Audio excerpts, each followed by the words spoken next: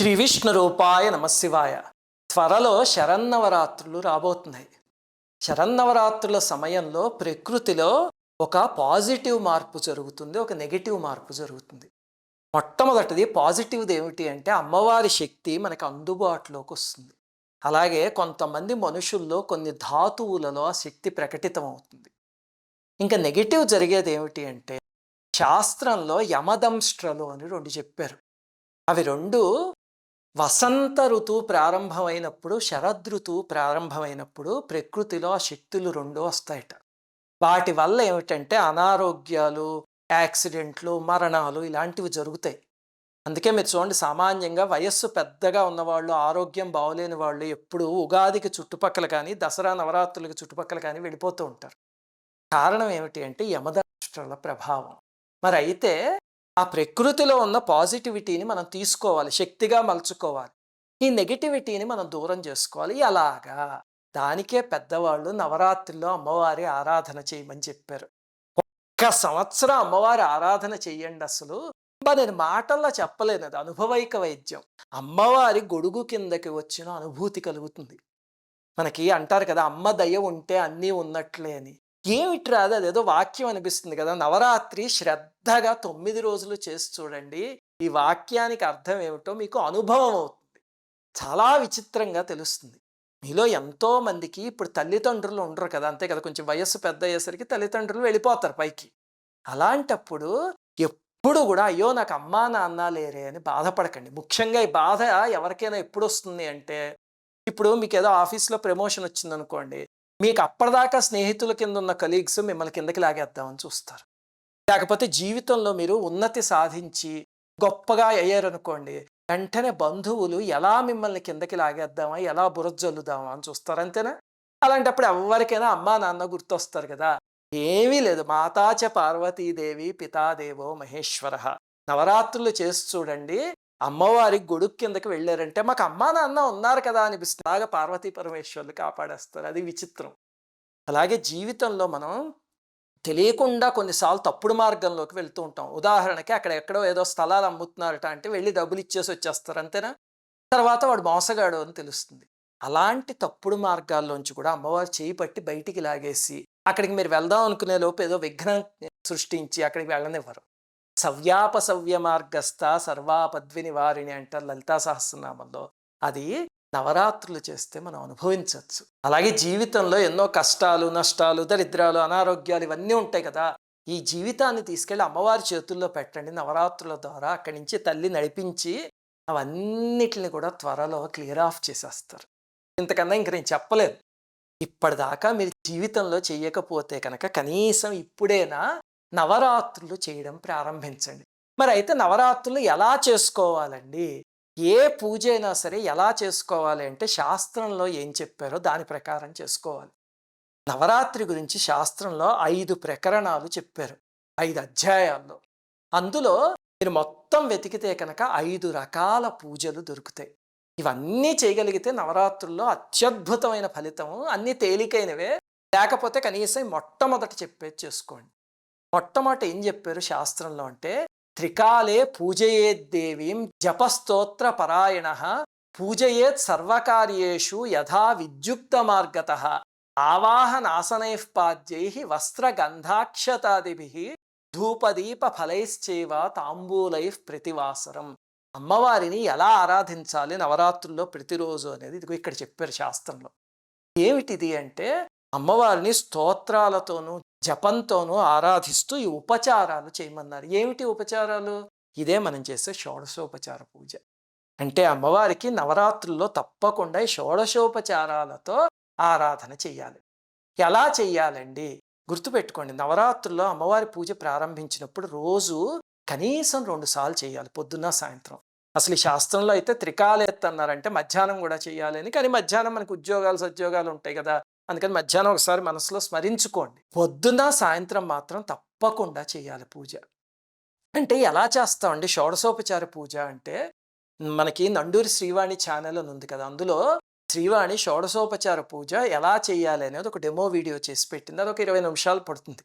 అది చూసి చక్కగా చేసుకోండి. అలాగనే సాయంత్రం మరి పూజ చేయడానికి కుదరదండి, మేము ఆఫీస్ నుంచి వచ్చేసరికి లేట్ అవుతుంది అనుకుంటే ఏమీ పర్వాలే. అదే పూజని క్లుప్తంగా 5 నిమిషాల్లో ఎలా చేయాలో అది కూడా డెమో పెట్టింది శ్రీవాణి. అది దీపాలు పెట్టుకుని చక్కగాను 5 నిమిషాల్లో పూజ చేసి ఒక చిన్న బెల్లం ముక్క నైవేద్యం పెట్టండి, అరటిపండు పెట్టండి, రాత్రి ఇంకేమి పెట్టక్కర్లేదు చాలది. అలాగా 2 పూట్ల పూజ చేయడానికి ప్రయత్నించండి. కుదరకపోతే కనీసం ఉదయమైనా చెయ్యండి. కాకపోతే ఒకటి గుర్తుపెట్టుకోండి, ఉదయం సాయంత్రం చేసేటట్టయితే వీలుంటే కనుక ఒక సమయం పెట్టుకోండి. అంటే ఉదయం 6కి సాయంత్రం 6కి చేస్తాను అంటే 6 గడియారం కొట్టేసరికి మీరు పూజా మందిరంలో పూజ ప్రారంభించాలి. అది దీక్ష అంటే. అంత పూనికతో చేసి చూడండి, అసలు భలే మారుతుంది జీవితం. ఇవన్నీ నేను చెప్తున్నవన్నీ థియరీ. మీరు వెళ్ళి పూజా మందిరంలో ప్రాక్టికల్ చేసి చూడండి, అప్పుడు మీకు అర్థం అవుతుంది. ఇంక రెండవ ఆరాధన ఏమిటి అంటే, శాస్త్రంలోనే కుమారీశ్చ తథా విప్ర పూజయేత్ ప్రతివాసరం అని చెప్పారు. అంటే కుమారి పూజ అని ఉంది. అదొకటి అద్భుతమైన ఫలితాన్ని ఇస్తుంది. 2 సంవత్సరాల నుంచి 10 సంవత్సరాల లోపు వయస్సున్న ఆడపిల్లల్ని తీసుకొచ్చి వాళ్ళని అమ్మవారి స్వరూపం కింద భావించి కాళ్ళు కడిగి పూజ చేయడం. ఒకవేళ మీకు అన్ని వయస్సుల వాళ్ళు దొరక్కపోతే ఏ వయస్సు వాళ్ళు దొరికితే వాళ్ళకి చెయ్యండి. ఒకే అమ్మాయి దొరికిందనుకోండి, నవరాత్రుల్లో ఏదో ఒక రోజు అష్టమి రోజు ఎప్పుడో ఒక్క అమ్మాయికే చేయండి, ఎలాగైనా పర్వాలే. కానీ కుమారి పూజ మాత్రం తప్పకుండా చేయండి. అది ఎలా చేయాలండి, అది కూడా డెమో చేసి మన ఛానల్లో చూపించాం. ఈ వీడియో కింద ఉన్న డిస్క్రిప్షన్లో ఇప్పుడు నేను చెప్తున్న పూజలన్నిటి తాలూకు లింక్స్ ఉంటాయి. అక్కడికి వెళ్ళి మీరు చూసుకుని చేసుకోండి. ఇంకా మూడవది శాస్త్రంలో చెప్పింది, క్షేమార్థం విజయార్థంచ తస్యాం పూజాపరాజిత అని చెప్పారు. ఇవన్నీ శాస్త్రవాక్యాలు, గుర్తుపెట్టుకోండి. శాస్త్రంలో ఏం చెప్పారో దాన్ని అనుసరించి చెయ్యండి. అంటే విజయదశమి రోజు అపరాజితాదేవిని ఆరాధిస్తే అద్భుతమైన ఫలితం, క్షేమము విజయము దొరుకుతాయి. అపరాజితాదేవిని పూజించి ప్రయోజనం పొందిన వాళ్ళు మన ఛానల్ సబ్స్క్రైబర్స్లోనే బోలెడంతమంది ఉన్నారు. అందుకని ఆ రోజు ఏం చేస్తారంటే, అపరాజితాదేవి స్తుతి ఉంది, అది మనం వేద పండితుల చేత చదివించి మన ఛానల్లో పెట్టాం. ఆ చదివిన వాళ్ళిద్దరూ కూడా చండీదేవిని దశాబ్దాల తరబడి పూజించిన మహాభక్తులు. అందుకే వాళ్ళ చేత చదివించి పెట్టింది. హాయిగా అది వింటూ మీరు అమ్మవారిని పూజించుకోండి. ఇంకా నాలుగవది ఏమిటంటే, అమంగళాది శమనీం దుష్కృతస్య చ నాశినీం అని చెప్తూ శమీవృక్షం గురించి చెప్పారు. విజయదశమి రోజు సాయంత్రం శమీవృక్షంలో అమ్మవారి శక్తి యాక్టివేట్ అవుతుంది. అందుకని ఆ వృక్షాన్ని పూజించుకోండి. ఎక్కడైనా ఉంటే కనుక అందరూ అక్కడికి వెళ్ళి పూజించుకోండి. ఎక్కడా లేకపోతే ఒక చిన్న రెమ్మ తెచ్చి ఇంట్లో చేసుకోండి. దానికోసం చెట్టుని మాత్రం విరగ్గొట్టేయకండి. మన ప్రకృతి మనం కాపాడుకుంటూనే మన పూజలు చేసుకోవాలి. ఇంకా ఐదవది నవరాత్రుల్లో చేయాల్సిన ఆరాధన ఏమిటంటే, ఇది కూడా శాస్త్రంలో చెప్పిందే, దీనాంధ కృపాదీంశ్చ భుంజీయాత్ సహ బంధుభి. అంటే దీనులకి, ఆర్తులకి, ఆకలిగొన్న వాళ్ళకి, అంధులకి అంటే దివ్యాంగులకి, అలాంటి వాళ్ళకి భోజనం పెట్టండి అని చెప్పారు.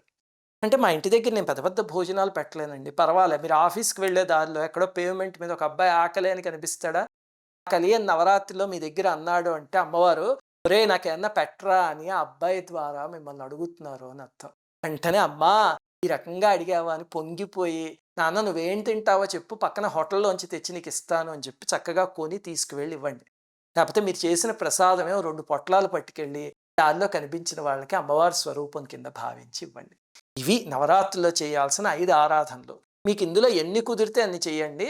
మొదటిది ఆఖరిది మాత్రం తప్పకుండా చెయ్యండి. అంటే ప్రతిరోజు షోడశోపచార పూజ ఒకటి, ఆకలి కొన్న వాళ్ళకి అన్నం పెట్టడం ఒకటి.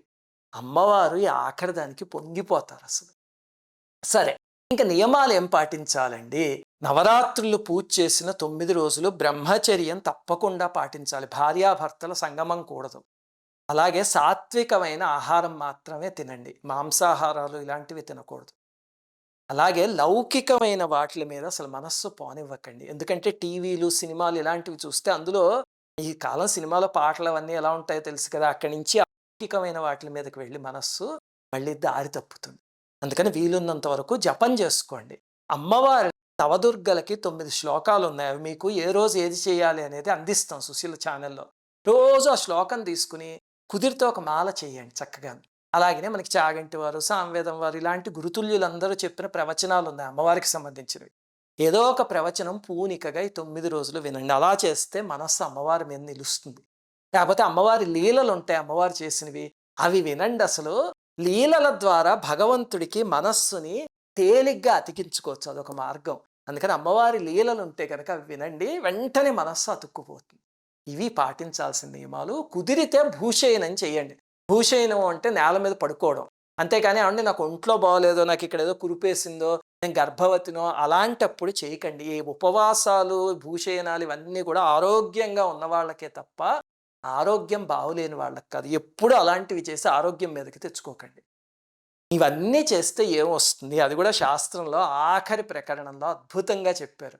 ఇత్థం యః కురుతే మర్త్యం పూజనం ప్రతివత్సరం యమ్యం కామయతే కామం దేవీ తం తం ప్రయచ్చతి.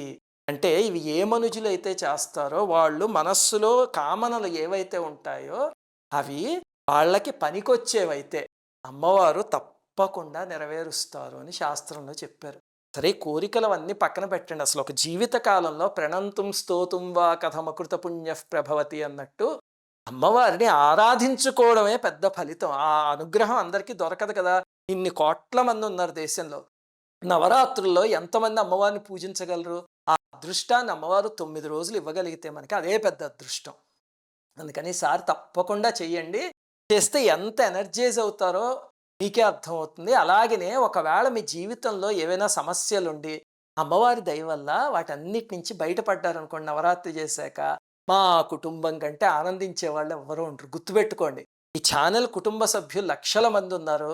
వీళ్ళల్లో ఎవ్వరి జీవితాలు మారి బాగుపడినా సరే మా ఇంట్లో అందరం పొంగిపోతూ ఉంటాం అటువంటివి చదివి. ఎందుకంటే మీరు అందరూ మా కుటుంబ సభ్యులు లాంటి వాళ్ళు. అందుకని మీ అందరికీ అమ్మవారి దయ వల్ల సకల శుభాలు జరగాలని, అమ్మవారు మీ చేత ఎన్ని రోజులు కుదిరితే అన్ని రోజులు నవరాత్రులు చేయించుకోవాలని అమ్మవారిని కోరుకుంటూ శ్రీమాత్రే నమః. అందరికీ నమస్కారం. మన ఆధ్యాత్మిక వీడియోల్ని 3 ఛానల్స్గా విభజించాం. 3 ఛానల్స్కి సబ్స్క్రైబ్ చేసుకొని పక్కనే ఉన్న బెల్ ఐకాన్ని క్లిక్ చేయండి.